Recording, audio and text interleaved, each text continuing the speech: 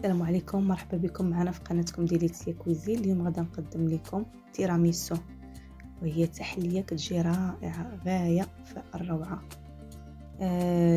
غنحتاجوا لاعداد هذه الوصفه كيلو ديال الفريز، نصف حامضه، كاس عصير ديال الاناناس، واحد التيب ديال النسلي اولا كاس لاروب، جبن مسكربوني واحد نص كيلو تقريبا، ونصف لتر ديال القشطه الطريه، نصف كاس سكر سنيده، ملعقه ديال جيلاتين، والبسكوي سافوياردي.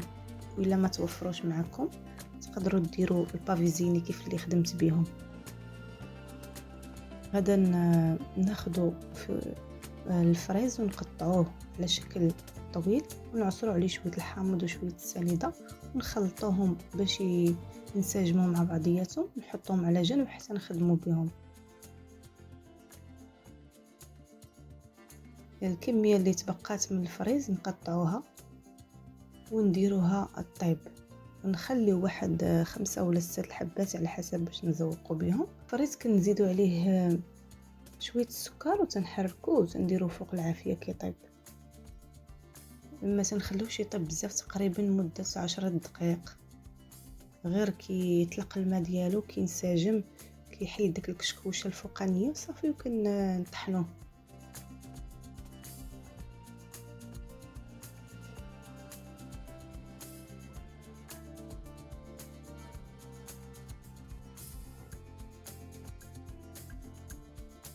كنطحنوه وكندوزو كنصفيوه، ومن كيكون باقي دافي يستحسن من يكون باقي دافي نزيدو عليه الجيلاتين باش كتذوب لينا.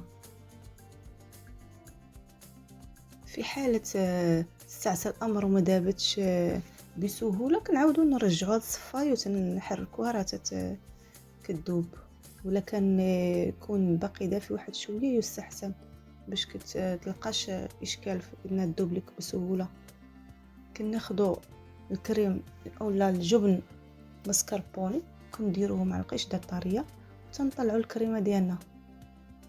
انا بالنسبه للكميه هنا درت نص سيطره، تقدروا تكتفيوا غير ب 250 غرام، لان هاد الكريم اللي درت انا درت بها 2 طاوات، تقدروا ديروا غير نصف الكميه.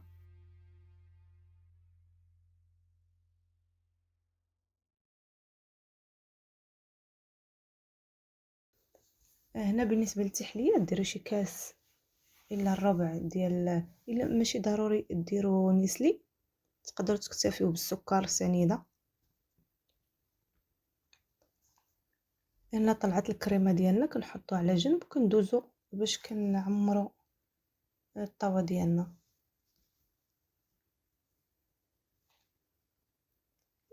عصير ديال اناناس كنسردو به البسكوي،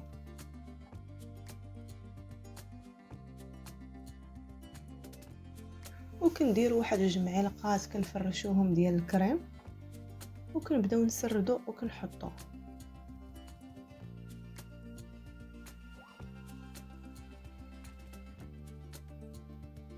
كنسردو تنحطو حتى كنعمروها، تنزيدوها واحد الكميه ديال الكريم اللي طلعنا،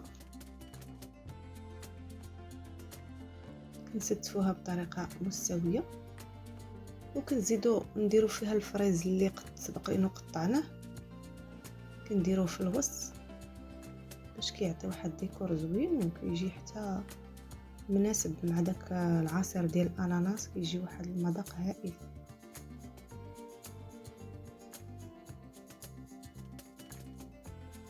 كنعاودو ندوزو واحد الطبقه ديال البسكوي، كنسردو وتنستفو حتى كنكملو، وكنزيدو من فوق منها الكريم. بالنسبه للبسكوي هاد البافيزيني اللي خدمت بهم راه شويه رقاق، هما الوصفه الاصليه كدار بالسافوياردي، يعني يستحسن نخدمو بالسافوياردي باش ما كيمحلوكش في الخدمه، وتيجيو حتى مواتين مزيان مع هذا التيراميسو.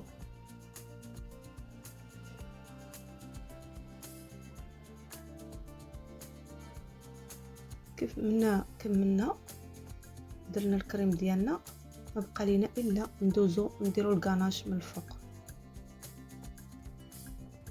هذاك الفريز اللي سبق لينا وجدناه تنخويوه من الفوق وكندخلوها الثلاجه كترتاح.